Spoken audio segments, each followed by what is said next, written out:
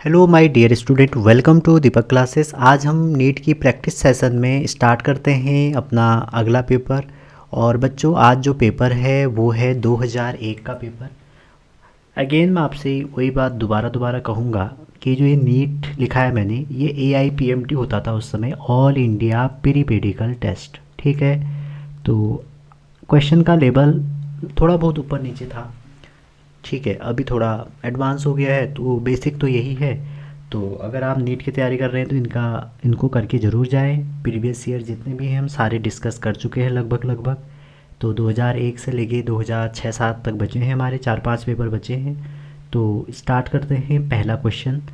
और पहला क्वेश्चन है आपका, the dimension of Planck constants equal to. तो बच्चों, वेल नोन इक्वेशन है। अब देखिए, बहुत लोग कहते हैं कि इतना पुराना पेपर करके हम क्या करेंगे। तो आप देख सकते हैं बच्चों, ये जो प्लैंक कांस्टेंट की डायमेंशन है, ये अभी भी पूछा जाता है, जेई में भी पूछा जाता है, हर जगह पूछा जाता है। तो आप ड्राइव कर सकते हैं, प्लैंक कांस्टेंट की जो डायमेंशन होती है वो एंगुलर मोमेंटम के बराबर होती है। कुछ ऐसी सिमिलर क्वांटिटी जैसे कि प्रेशर है, ठीक है, जैसे कि अपथ्रस्ट है, ठीक है, अपथ्रस्ट है, और जैसे कि आपका बच्चों स्ट्रेस है, ठीक है, जैसे कि आपका यंग मॉड्यूलस है, ठीक। और यंग मॉड्यूलस के बाद आप कह सकते हैं बल्क मॉड्यूलस है, और आपका शेयर मॉड्यूलस है, कोई भी मॉड्यूलस हो गया। और आप कह सकते हैं टेंशन है आपका, नहीं टेंशन नहीं, टेंशन तो फोर्स, वेट है आपका जैसे, ठीक है। तो ये जो सारी चीज़ें हैं, ये हमारी इनकी डायमेंशन सेम होती है, ठीक है। यहाँ पे तो प्लैंक कांस्टेंट पूछा था, तो प्लैंक कांस्टेंट का ये, अगर एंगुलर मोमेंटम की आप डायमेंशन निकालेंगे तो MVR होगा, और प्लैंक कांस्टेंट की इक्वल टू h न्यू से निकाल सकते हैं।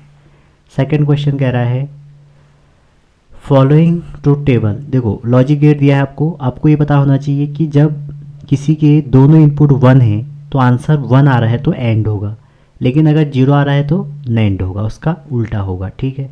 तो इसका उल्टा क्या हो जाएगा, ये गेट कौन सा हो जाएगा, नेंड गेट हो जाएगा, क्योंकि इसमें 1 1 का 0 है। होता क्या है, देखो आपको एंड गेट की कहानी पता होनी चाहिए। एंड गेट में क्या होता है, अगर दोनों इनपुट आपके बंद हैं तो जो आउटपुट होगा वो भी 0 होगा। अगर आपके ये कोई इनपुट A है, ये B है, और ये आउटपुट है, अगर एक भी इनपुट ऑन है, उसका 1 है, हाई स्टेट में है, तब भी 0 होगा। अगर एक इनपुट, कोई भी एक इनपुट, तब भी 0 होगा। तभी आंसर आता है जब दोनों इनपुट आपके हाई में रहते हैं, ठीक है। इसके लिए मैंने लॉजिक गेट की वीडियो बना रखी है, आप देख सकते हैं, ठीक। आगे देखें थर्ड क्वेश्चन, विच रे कंटेन पॉजिटिव चार्ज पार्टिकल। तो बच्चों देखो, कौन सी रे कह रहा है पॉजिटिव चार्ज पार्टिकल कंटेन करती है, तो कौन सी करती है आपको पता होगा, अल्फा रे, ठीक है।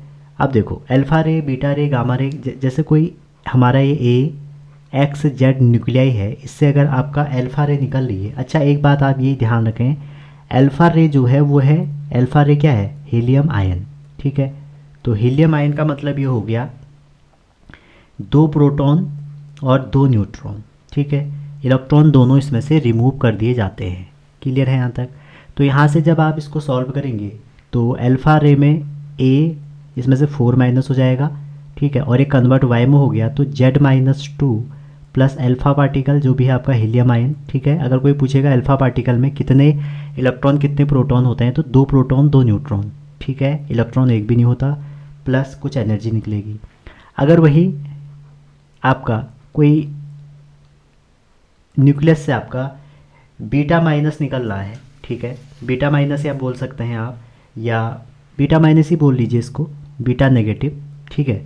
तो होता क्या है इस केस में, हमारा ए तो रिमेन अनचेंज रहेगा, लेकिन जो जेड होगा बच्चों वो एक बढ़ जाता है, ठीक है, प्लस, और यहाँ पे क्या हो जाएगा -1 E0, इसी को हम बीटा माइनस भी कहते हैं, प्लस इसके साथ एक न्यूट्रिनो निकलता है, एंटी न्यूट्रिनो, और कुछ एनर्जी निकलती है।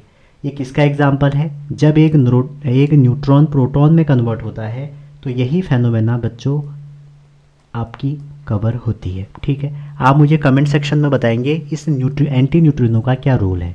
वहीं अगर कोई इसी पार्टिकल से आपका बीटा प्लस निकलेगा तो क्या होगा बच्चों, ए में कोई चेंज नहीं आता कभी भी, जेड यहाँ पे -1 हो जाएगा, ठीक है, जेड क्या हो जाएगा -1 हो जाएगा, और प्लस यहाँ पर क्या होगा +1 e⁻0 प्लस न्यूट्रिनो। ठीक है, ये बात ध्यान रखना आप। तो इससे क्या होगा, जब आप कभी भी एग्ज़ाम में आता है ना कौन सा बैलेंस है कौन सा नहीं है, तो आप ये देख सकते हैं इनको ऐड करना। इनको ऐड करोगे तो जेड भी कंजर्व रहता है, ए भी कंजर्व रहता है। और वहीं अगर गामा की बात करें तो गामा में क्या होता है बच्चों, एक्साइटेड स्टेट में अगर कोई हमारा एलिमेंट है वो ग्राउंड स्टेट में आ जाता है। ठीक है, वो किस में आ जाएगा, ग्राउंड स्टेट में आ जाएगा। बस कंडीशन ये है कि एक फोटोन निकाल देगा। ठीक है, तो ये हमारी सारी चीज़ें थी, इससे क्वेश्चन आता है। थर्ड है an electron moving having mass M kinetic energy enter in a uniform magnetic field perpendicularly. देखो अगर ट्राइजेक्ट्री आप पढ़ते हैं, कोई भी अगर बंदा कोई भी पार्टिकल किसी मैग्नेटिक फील्ड में घुसता है, अगर वो θ0 एंगल से घुस रहा है या 180 एंगल से घुस रहा है, तो बच्चों उसका जो पाथ है ना वो स्ट्रेट लाइन बनता है। ठीक है, ये बात आप हमेशा रखना, इससे बार बार क्वेश्चन पूछे जाते हैं। और वहीं अगर वो बंदा θ90 से घुस रहा है तो इसका मतलब है सर्कुलर पाथ बनता है। कैसा बनता है, सर्कुलर पाथ बनता है। अब सर्कल है तो आप समझ सकते हैं कि उसकी रेडियस भी होगी कुछ, और रेडियस कितनी होती है mv/qb। ठीक है, आप देख सकते हैं इसका। और टाइम पीरियड क्या हो जाएगा 2πr/v, ये होता है। तो यहाँ पर पूछा है कि फ्रीक्वेंसी, और आपको ये भी पता है कि फ्रीक्वेंसी क्या होता है 1/टाइम पीरियड।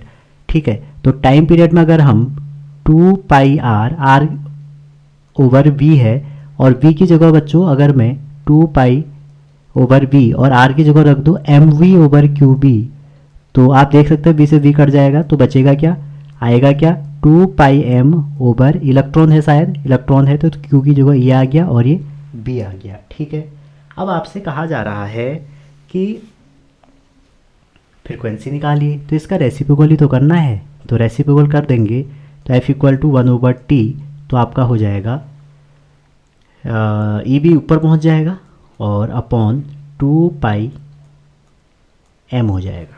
ठीक है, तो ऐसे हम इसको निकाल सकते हैं। क्लियर है यहाँ तक? तो इसका आंसर हो जाएगा बच्चों आपका EB/2πm, थर्ड वाला। ठीक, अगर उसका 0 भी एंगल नहीं है 90 भी नहीं है, तो हेलिक्स उसका जो पाथ होगा, अगर थीटा ना तो 0 है ना 90 है ना 180 है, तो इस केस में कोई वेरिएबल है तो हेलिकल पाथ होता है।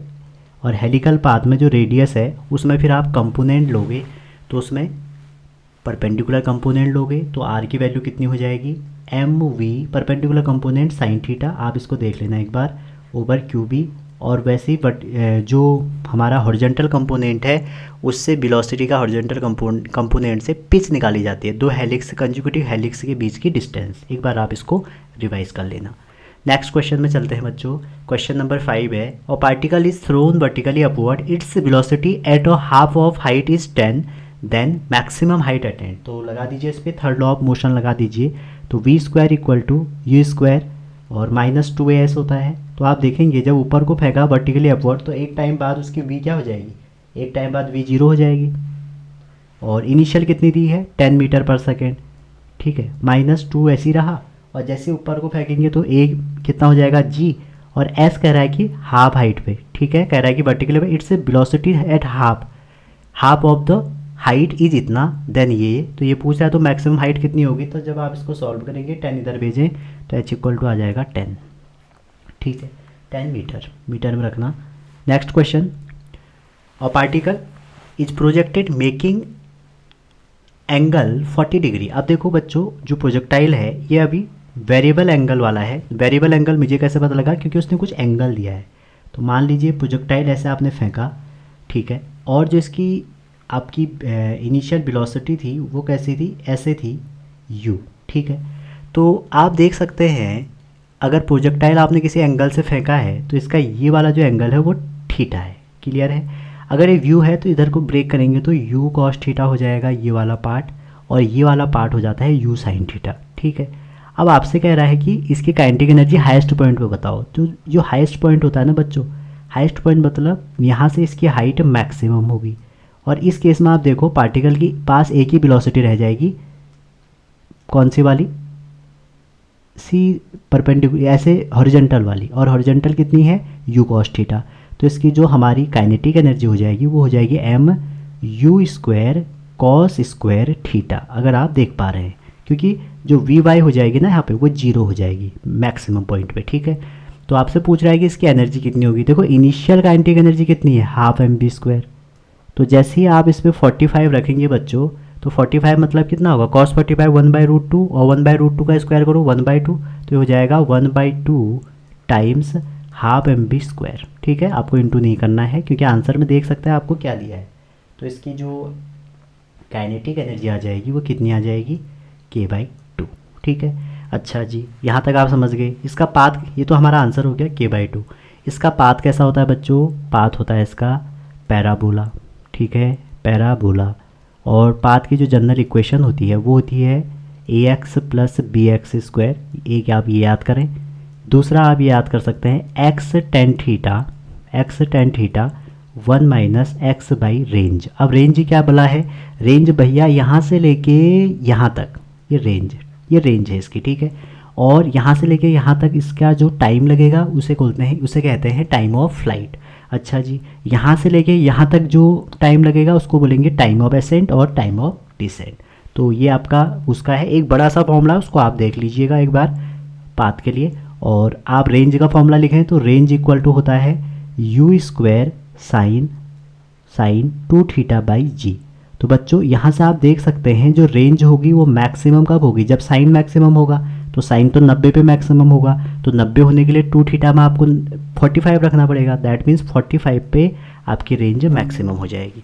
अच्छा जी, एक चीज़ और ध्यान में रखें बच्चों, ये थीटा हमने यहाँ पे 45 रखा क्योंकि हमको दिया था, हाँ, आप कंफ्यूज मत करना। एक बात ये रखो, अगर आप थीटा और 90 माइनस थीटा से किसी प्रोजेक्टाइल को फेंको तो उसकी रेंज सेम आएगी। अगर आप 45 प्लस थीटा और 45 माइनस थीटा से फेंको तब भी रेंज सेम आएगी, ठीक है। वैसे ही आप मैक्सिमम हाइट देख सकते हैं, मैक्सिमम हाइट होती है 2u साइन थीटा बाई जी, ठीक है, ये होती है। और टाइम ऑफ फ्लाइट का फॉर्मूला एक बार देख लेना, यहाँ से फॉर्मूला बेस्ड क्वेश्चन आता है।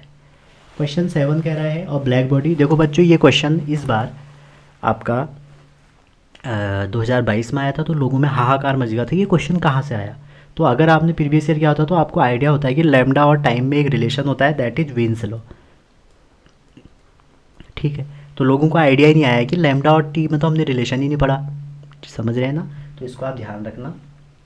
तो यहाँ से अगर आप 2 के लिए वैल्यू निकालोगे तो कितना हो जाएगा, लैम्डा 2/λ1 इक्वल टू हो जाएगा 2 वाला नीचे पहुँच जाएगा, 1 वाला ऊपर पहुँच जाएगा। अब यहाँ पे ध्यान रखें, लैम्डा एम जो लिखा है उसने, लैम्डा एम के करस्पॉन्डिंग जो टेम्परेचर है वो 2000 है, ठीक है, केल्विन है। और वो कह रहा है कि अगर करस्पॉन्डिंग जो लैम्डा 2 कितनी होगी 3000 के पास, तो मैं इसको T1 ले रहा हूँ, इसको T2 ले रहा हूँ, इसको लैम्डा 1 ले रहा हूँ। अगर आप 1 नहीं लेते हो तो इसको m ले लो, ठीक है। अगर आप इसको 1 नहीं लेते हो तो इसको आप क्या करो, m ही रहने दो। अब इसमें वैल्यू रख दीजिए सिंपली। तो 1 की वैल्यू कितनी है 2000 केल्विन, 3000 केल्विन, ठीक है। तो ये सब कट गए, तो लैम्डा 2 इक्वल टू आ जाएगा 2/3 लैम्डा m, ठीक है। इस बात का ध्यान रखना। देखो यहाँ दोनों ऑप्शन दिए हैं, समझ रहे हैं, तो 2/3। तो अगर आप थोड़ा भी ऊपर नीचे करेंगे आंसर गलत हो सकता है और आप बहुत पीछे आ सकते हैं। दूसरी बात, कभी कभी ना बच्चों ये दोनों केल्विन में नहीं दिए रहते हैं, ठीक है। तो एक सेल्सियस और केल्विन में तो नहीं चलेगा, आपको ऐसा यूनिट में ही लाना है। चलिए नेक्स्ट क्वेश्चन। क्वेश्चन नंबर 8 कह रहा है, 2 particle having mass m and m, small m और capital M, are moving in a circular path having radius r and small r if their time period are same. तो आपसे क्या कह रहा है, टाइम पीरियड सेम होगा। तो मान लीजिए पहले का टाइम पीरियड T1 है, दूसरे का T2 है, सेम है।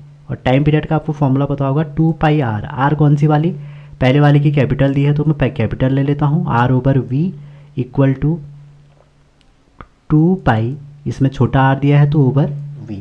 अब मुझे v बतानी है तो मैंने v1 v2 ले लिया है। तो यहाँ से अगर आप रिलेशन निकालें तो रिलेशन निकाल के क्या हो जाएगा, v2/v1 इक्वल टू r/r, ठीक है। आपसे पूछा क्या जा रहा है, if their time period same then ratio of angular velocity ω1/ω2, अगर मैं आपको बताऊं वो ओमेगा इक्वल टू होता है r/v, नहीं गलत हो रहा है, v इक्वल टू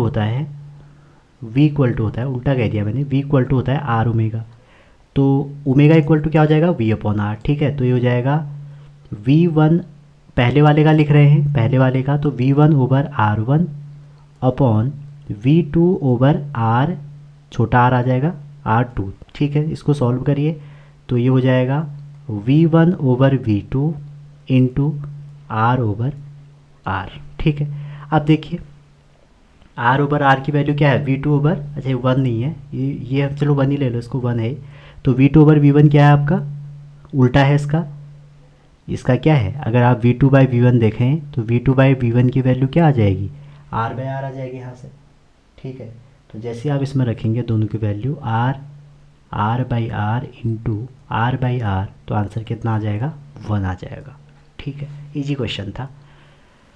अगला क्वेश्चन है 9, a child is sitting on a swing, it minimum and maximum height from ground is इतना। ठीक है, ग्राउंड से उसकी इतनी हाइट है बता रहा है आपको, तो पूछा जा रहा है its maximum speed will be. तो बच्चों ये मान के चलो कि ये ग्राउंड है आपका, ठीक है, और ऐसे वो स्विम कर रही है, कोई एक बच्ची बैठी है ऐसे करके, तो ये मिनिमम हाइट मान के चलो ये, और ये यहाँ मैक्सिमम मान के चलो। ठीक है, तो ये आपको कह रहा है कि कितना दिया है, 2 मीटर दिया है।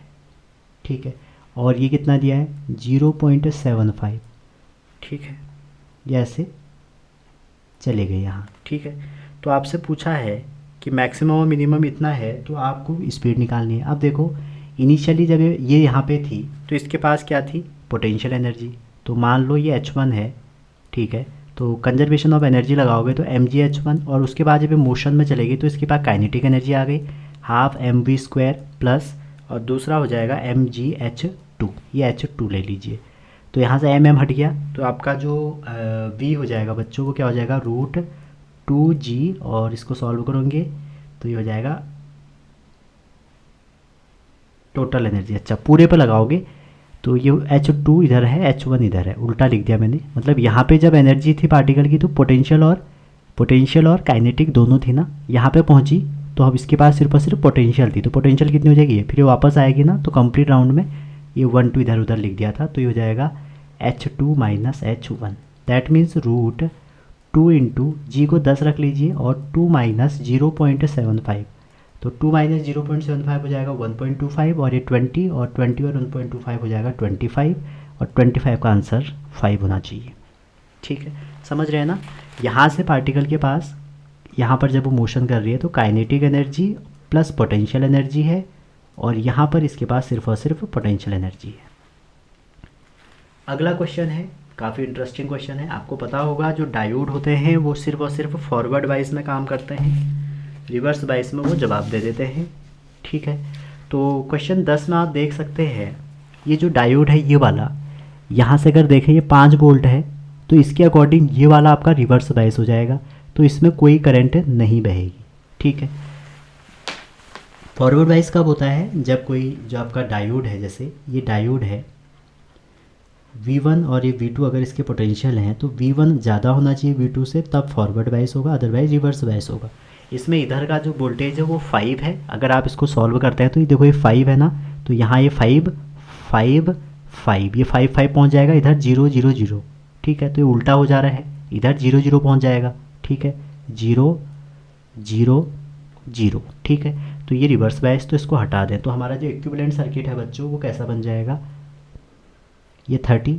ठीक है, डायोड आइडियल है तो उसका रेजिस्टेंस होता नहीं है ऐसा, तो ये 20, और ये आपका, तो इनसे डरना मत, इन क्वेश्चनों से आपसे आई पूछिए तो 30 और 20 होते हैं 50, तो आर इक्विवेलेंट हो गया हमारा 50, और ये आपको दिया है 5, तो आई इक्वल टू होता है ई बाई आर, तो ई कितना हो गया बच्चों, ई हो गया आपका 5, 5 बाई 50, 5 बाई 50, 5 बाई 50। ठीक है, ज़्यादा मेहनत भी नहीं करनी। अगला क्वेश्चन है ये, अच्छा ये तो ऐसी क्वेश्चन है, biological importance of ozone layer. तो ओजोन लेयर क्या करती है बच्चों, स्टॉप यूवी रे। ठीक है, अच्छा जी, ओजोन लेयर को आप हल्के में मत लेना, इससे बहुत ज़्यादा क्वेश्चन आते हैं। अच्छा जी, आप केमिस्ट्री, थोड़ा केमिस्ट्री डिस्कस करते हैं। आप केमिस्ट्री में जाना बच्चों, तो केमिस्ट्री में आप देखेंगे जो आपका रिडॉक्स वाला चैप्टर है क्लास 11 में। ठीक है, जो आपका ओजोन है, ओजोन बहुत इम्पोर्टेंट है, तो वहाँ रिडॉक्स वाले चैप्टर में लिखा है कि जो ओजोन होल है उसमें कौन सी प्रोसेस होती है, वहाँ होती है रिडॉक्स। ठीक है, ऐसे ही बता देता हूँ, थोड़ा मुझे पता है, ज़्यादा केमिस्ट्री तो नहीं आती है। सेकेंड वन, ओजोन दिवस कब होता है? ओजोन डे कब होता है हमारा बच्चों? वर्ल्ड ओजोन डे होता है 16 सितंबर। ठीक है, कभी कभी आ सकता है, एग्जामिनर पूछ सकता है अगर वो मज़े लेना चाह रहा है। अच्छा जी, तीसरा, अगर ये हमारा क्या करता है, ये रोक देता है यूवी रे को। अब अगर यूवी रे नहीं रुकी तो हमारा क्या हो जाएगा, स्किन कैंसर डिजीज़ होने लग जाएगी। ठीक है, ओजोन का फॉर्मूला केमिस्ट्री वाले आप जानते हो, लोन पेयर, ये जो भी है मुझे नहीं आता, देख लीजिएगा आप।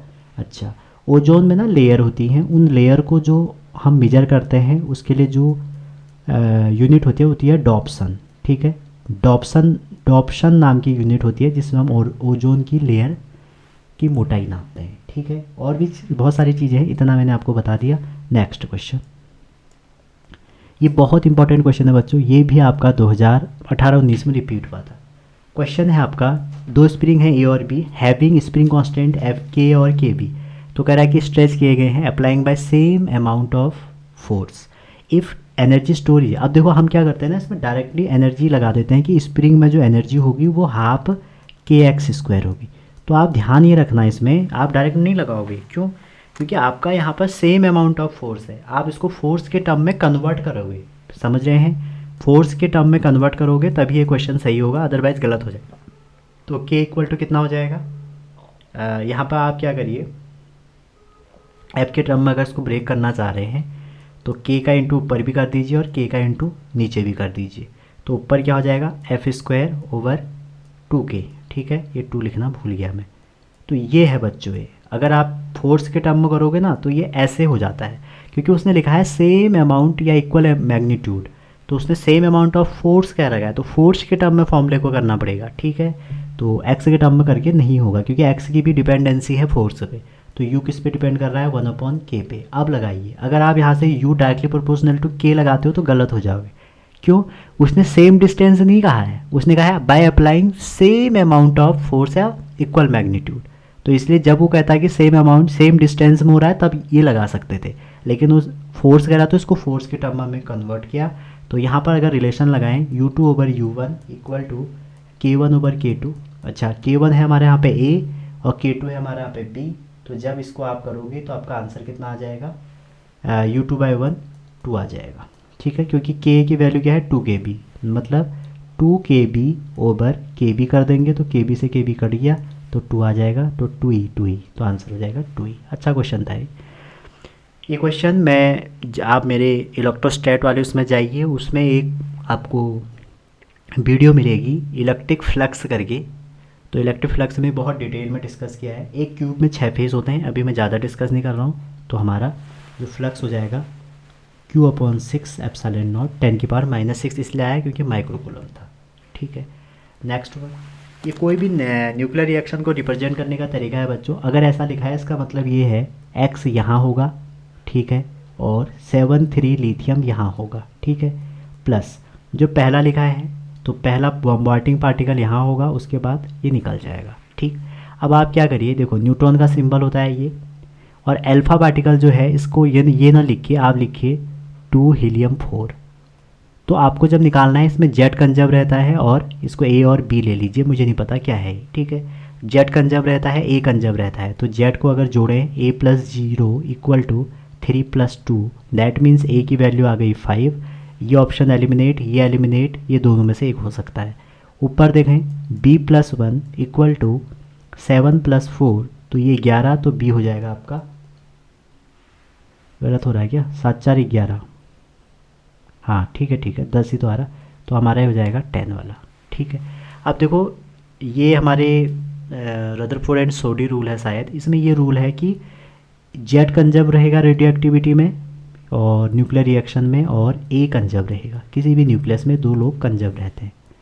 अगला क्वेश्चन है question number 15, half life of a radioactive element is इतना। हाफ लाइफ दे रखी है आपको T½ equal to 12.5 R and quantity is इतना। जो इसकी क्वांटिटी है बच्चों वो आपको दी है, क्वांटिटी मतलब इनिशियल की बात हो रही है, 256 ग्राम। ठीक है, मोल होगा पीछे। After how much time, time पूछ रखा है। क्वांटिटी विल रिमेन 1 ग्राम, तो कितने टाइम बाद ये 1 ग्राम बचेगी पूछ रहा है, मतलब n आपको 1 दिया है।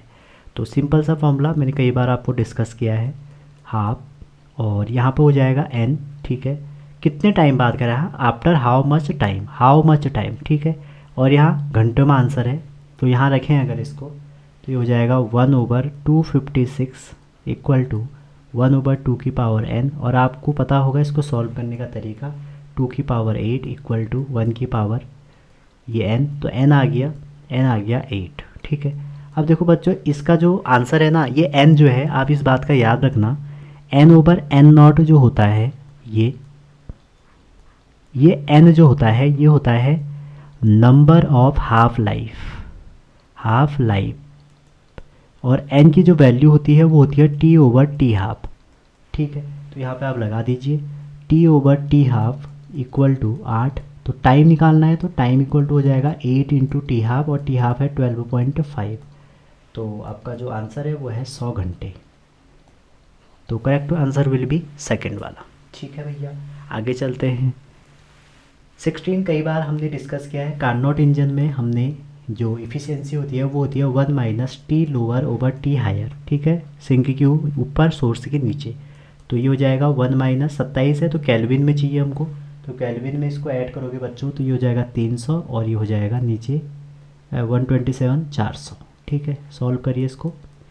अच्छा जी, ये सॉल्व करा आपने, 400 300 100, ये आ जाएगा आपका, और इंटू परसेंटेज में करा तो 100 का भी इंटू कर दो, तो ये आपका आएगा 25% के आसपास, ठीक है। तो आपसे कह रहा है कि साइंटिस्ट से इफिशियंसी इतना इतना इतना टूट सके, ये गलत बात है, नहीं इम्पॉसिबल है। क्यों, 25% तो आ रही है, वो कह रहा है कि 26% है, वैसे ही गलत है। नेक्स्ट, अच्छा ये इन ऑप्शनों को ध्यान से देखना, ये कह रहा है data are incomplete, data incomplete तब होता है जब एक नहीं दिया रहता। इट इज़ क्वाइट प्रोबेबल तब होता है जब ये इसके आसपास होता थोड़ा सा, ठीक है, 29 पॉइंट समथिंग ऐसा कुछ आ जाता, ठीक, छोड़ दीजिए इसको। नेक्स्ट, और क्रिकेटर कैच और बॉल और मास इतना इन इतना, ठीक है, मास दिया है आपको, मास कितना दिया है 150 ग्राम, और टाइम देखें अगर आप, तो कह रहा है कि 0.1 सेकेंड में कैच कर ले रहा, एंड विद स्पीड भी दी है आपको बच्चों 20 metre per second. Then experience force, तो इजी क्वेश्चन है, फोर्स होता है the rate change of momentum, second law of Newton's motion, और p होता है mv/डेल्टा t। तो आप मास की वैल्यू रख सकते हैं 150 10⁻³ क्योंकि mgm लिखा है, और इनटू वेलोसिटी होगी 20, और टाइम दिया है 0.1, तो ये हो गया 300, 300 के 2 जीरो उठ गए, तो 30 न्यूटन आ जाएगा, ठीक है। Next, if the tension and diameter of the sonometer wire of fundamental frequency and double and the density is half, then fundamental frequency will be. पहले हमको फॉर्मूला आना चाहिए बच्चों, फ्रीक्वेंसी का फॉर्मूला होता है 1/12 रूट, देखो वेव से लोग पढ़ते नहीं हैं, वेव से बहुत सिंपल क्वेश्चन आते हैं, πr² ये होता है फॉर्मूला, ठीक है। अब वो कह रहा है अगर डेंसिटी को आधी कर दी जाए, और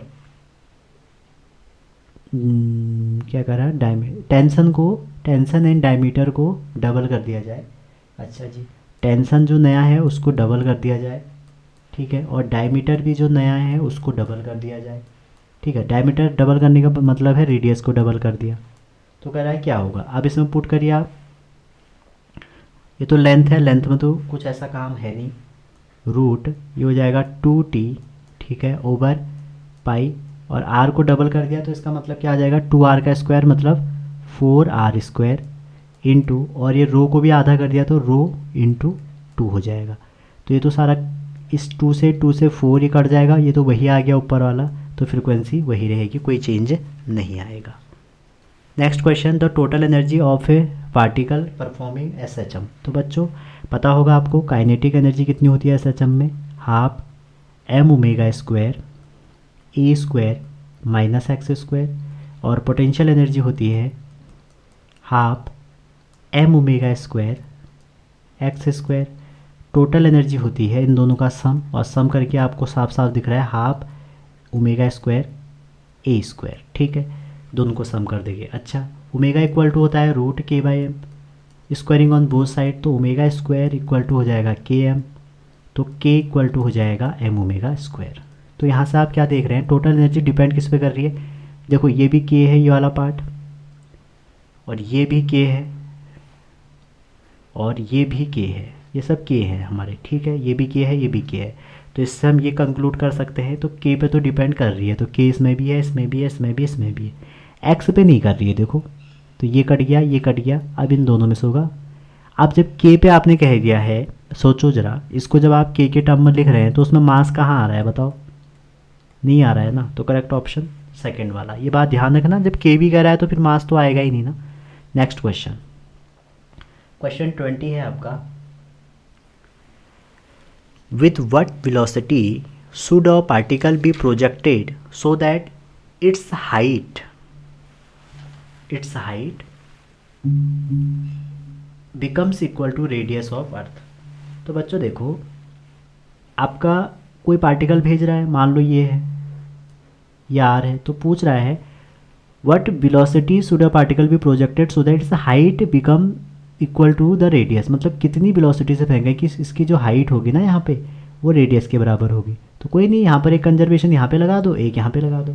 तो जैसे आप कंजर्वेशन लगाओगे तो हाफ एम बी स्क्वायर जब फेंकेंगे तो ये होगा, प्लस यहाँ पर यहाँ से लेके यहाँ तक इसके कन्फिग्रेशन के कारण हमारी पोटेंशियल एनर्जी होगी जी अर्थ का मास उस प्लेनेट का मास ओवर आर। और जब एक टॉप में पहुँच जाएगा ना बच्चों, तो उसके पास सिर्फ और सिर्फ पोटेंशियल एनर्जी हो जाएगी। तो ये आर है, ये आर है, आर और आर 2r, ठीक है। सॉल्व कर दीजिए, आंसर आ जाएगा। तो इसको सॉल्व करेंगे तो वी आएगा √gm/r। तो पहला ऑप्शन हो गया, समझ रहे होंगे ना। हमने एक पॉइंट यहाँ पे और एक पॉइंट यहाँ पे काइनेटिक एनर्जी कंजर्वेशन लगा लिया। आप देख लो एनर्जी कंजर्वेशन का कितना रोल है, 2 क्वेश्चन आ गए। क्वेश्चन 21 है, और disc is placed on surface of pond. एक पॉन्ड है बच्चों, ये खूबसूरत सा पॉन्ड है, ठीक है, काला हो गया है मेरी वजह से, वैसे पॉन्ड खूबसूरत होते हैं, आप जाना कभी घूमने आना। विच हैव रिफ्रैक्टिव इंडेक्स इतना, source of light is placed 4 metre below the surface of liquid, the minimum radius of disc. अच्छा डिस्क है इसमें, तो मान लीजिए कोई एक डिस्क ऐसे है, ये हमारी एक डिस्क है, ठीक है, कह रहा सरफेस पे हमने इसको प्लेस किया, और कह रहा है कि रिफ्रैक्टिव इंडेक्स इसका n दिया है आपको 5/3, और कह सोर्स ऑफ लाइट, अब इसके नीचे तो होगी नहीं, ऊपर से डालेंगे इस साइड से कहीं से, तो ऐसे डाली होगी सोर्स ऑफ लाइट, मे भी इधर से भी डाल सकते हैं ये।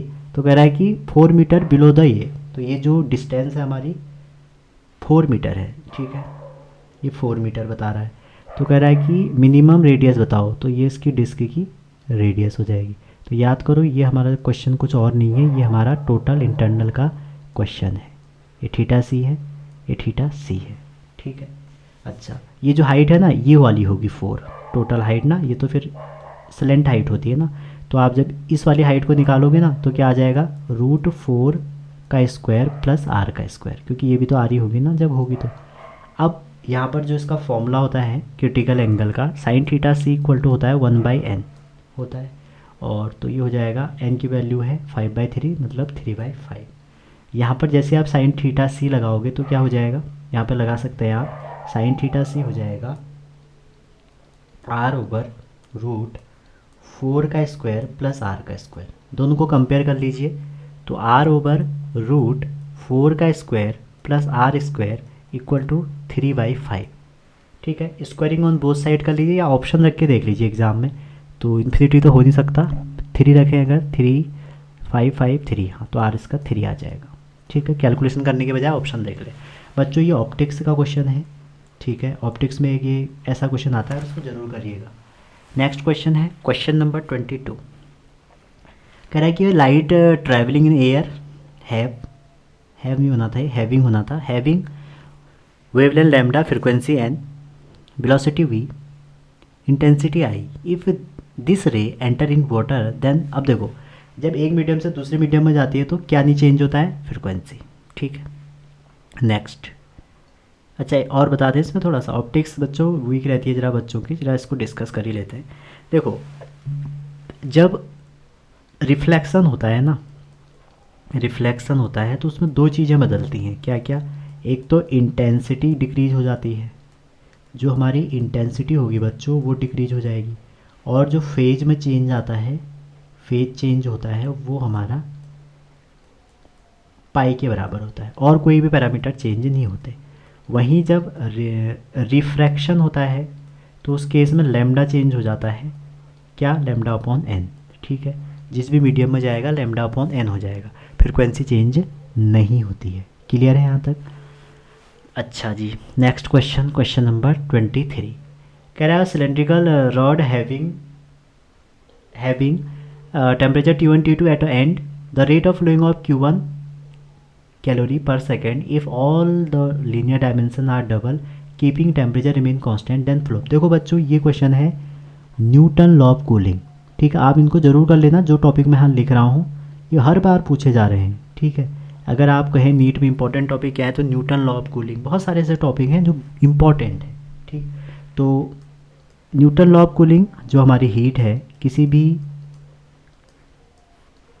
उसमें रॉड में जो हीट फ्लो होती है, ठीक है, ये अभी न्यूटन का नहीं है क्वेश्चन, लेकिन इसी से बेस्ड न्यूटन के क्वेश्चन भी पूछे जाते हैं। ठीक है, तो इस पर यूनिट लेंथ जो होता है वो हीट के बराबर होता है। ठीक है, अब आप देखिए जो एरिया है वो किस पे डिपेंड कर रहा है, आर स्क्वायर पे।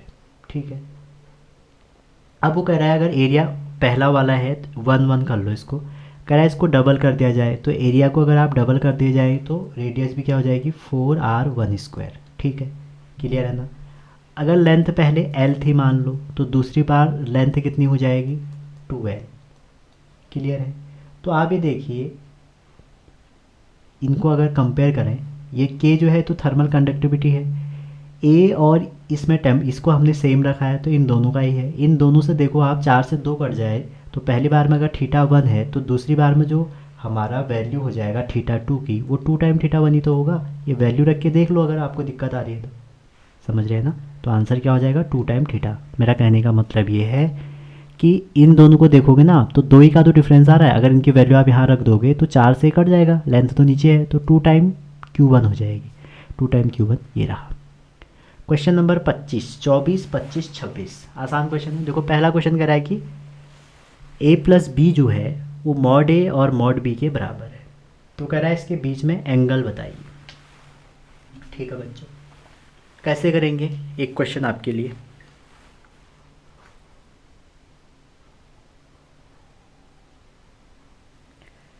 अब देखिए, आपको कह रहा है कि जो a+b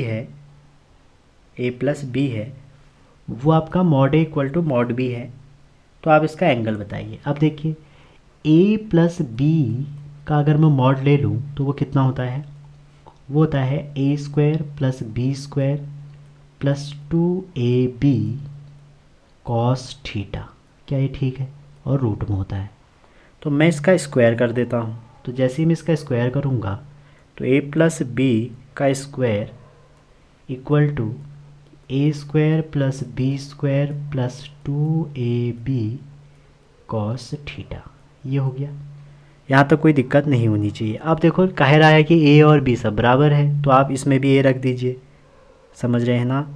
अगर आप a+b इनको ऐड करेंगे तो कितना हो जाएगा, देखिए यहाँ हो जाएगा a², यहाँ हो जाएगा a², यहाँ हो जाएगा 2a² और cos θ, और यहाँ a+a कितना हो जाएगा, a² से एक स्क्वायर कट गया।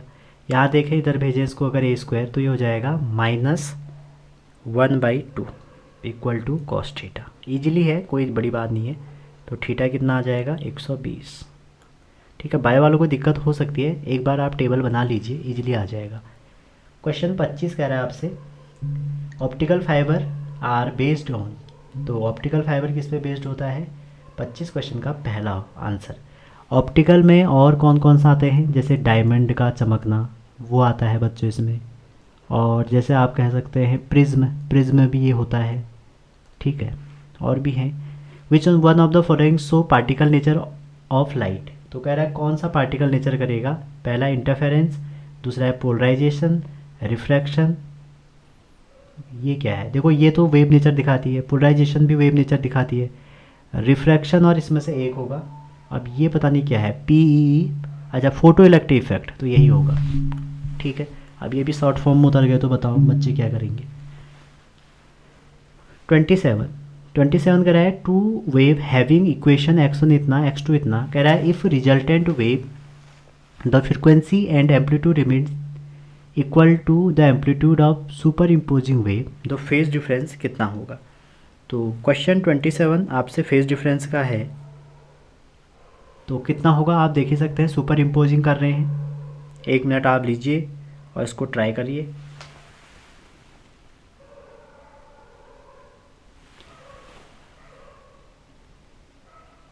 देखिए आप कर पाते हैं या नहीं कर पाते हैं, ठीक है। अगर मैं इसका आपका आंसर बताऊं तो 27 का है सेकंड वाला, ठीक है।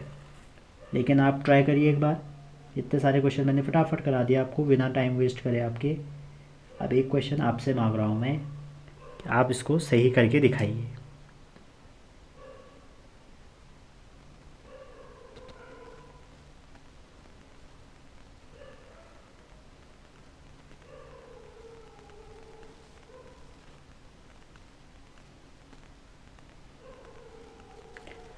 कुछ लोगों ने कर दिया होगा, चलिए डिस्कस करते हैं।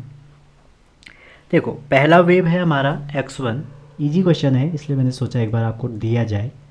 x1 है a sine omega T plus five one, और बच्चों x2 जो है वो है a sine omega T plus five two. ये क्लियर है। अब देखिए कह रहा है कि इनका फेज डिफरेंस कितना होगा, तो फेज डिफरेंस कितना होगा, सिंपल सी बात है, five one minus five two. Amplitude दोनों का सेम है, ठीक है। तो रिजल्टेंट एम्पलीट्यूड कितना हो जाएगा, ए से दिखा देता हूँ इसको, अंडरूट पहले का स्क्वायर एम्पलीट्यूड का दूसरे का एम्पलीट्यूड का स्क्वायर प्लस 2a1 a2, तो ए स्क्वायर हो गया कॉस ऑफ डेल्टा फाइव, क्योंकि फाइव वन और फाइव टू दिया है, ठीक है ना। स्क्वायरिंग ऑन बोथ साइड कर लीजिए, तो ए स्क्वायर इक्वल टू कितना हो जाएगा, ए स्क्वायर टू ए स्क्वायर, तो 2a² plus 2a² cos of five, ठीक है। अब यहाँ से देखिए ये ए स्क्वायर इसका रिजल्टेंट है, कह रहा है कि देखो यहाँ पे साफ साफ कह रहा है इफ़ द रिजल्टेंट वेव है frequency and amplitude remain equal to the amplitude of superimposing wave, मतलब जो ए है इसकी वैल्यू क्या है, ए ही है। तो यहाँ से इसको सॉल्व करोगे तो क्या आ जाएगा, minus A square equal to 2a² cos of five. तो ए स्क्वायर से ए स्क्वायर कट गया तो माइनस हाफ, अरे ये तो फिर वही आ गया कॉस फाइव, और कॉस फाइव कितना आ जाएगा 120, और 120 को ही हम बोलते हैं 2π/3। इनका अगला क्वेश्चन है 28, in Thomson mass spectrograph E perpendicular to B then the velocity of undeflected electron beam will be. तो बच्चों इसका आंसर है 28 का फर्स्ट, ठीक है। मैं बहुत जल्दी मॉडर्न, शायद कल या परसों 2-3 दिन में मॉडर्न फिजिक्स की एक बहुत अच्छी सीरीज विद एनसीईआरटी डेप्थ में लेके आने वाला हूँ, और जुड़िएगा काफ़ी ज़्यादा संख्या में, जितना जुड़ सकेंगे जुड़िएगा। उसके बाद आपको एनसीईआरटी देखने की भी ज़रूरत नहीं है, उसमें मैं पीवाईक्यू भी लाऊंगा, उसमें मैं पूरी थ्योरी लाऊंगा। पहले तो जेई के पीवाईक्यू लाऊंगा सारे, फिर लास्ट में नीट के मैं एक बार करवा दूंगा, सारे अलग से करवा दूंगा, ठीक है, क्योंकि जेई का थोड़ा लेवल अलग रहता है, तो जेई और नीट में अलग अलग ही पढ़ाना पड़ता है। अगला कह रहा है energy per unit volume for a capacitor, तो जो एनर्जी पर यूनिट वॉल्यूम है कैपेसिटर की वो पहला है। बहुत बार पूछा जाता है बच्चों कि जो एनर्जी पर यूनिट है वॉल्यूम है, ठीक है, एनर्जी डेंसिटी, तो इलेक्ट्रोस्टैटिक एनर्जी जो होती है वो ये होती है, ठीक है। तो इसको हम अगर थोड़ा सा रीअरेंज कर लें तो क्या हो जाएगा, एप्सिलॉन नॉट v/d का स्क्वायर, क्योंकि इलेक्ट्रिक फील्ड की वैल्यू है। ये इलेक्ट्रोस्टैटिक एनर्जी डेंसिटी भी कह सकते हो, कैपेसिटर में कितना है फिर ये आ जाएगा। वैसे ही मैग्नेटिक होता है b²/2μ0, ठीक है। तो इसका जो करेक्ट ऑप्शन है वो है बच्चों पहला वाला, ठीक है। 30 क्वेश्चन और लास्ट क्वेश्चन आज का, on the horizontal surface of a truck a block of mass 1 kg is placed and mu दिया है and truck is moving with acceleration 5 metre per second. तो आपसे पूछा जा रहा है then the friction force on the block will be. तो question देखिए, इजी क्वेश्चन है, टफ नहीं है। तो मान लीजिए एक ट्रक है, ट्रक बनाना भी नहीं आता मेरे को ना, मेन बात तो ये है। रोड बन गई, ठीक है, ट्रक बनाता हूँ एक छोटा सा, ये एक ट्रक है, ठीक है। ट्रक में एक ऐसे बॉक्स रखा है, ठीक है, ये एक बॉक्स है। ट्रक बनाना बच्चों नहीं आता, आप चाहें तो बनाना खुद घर में।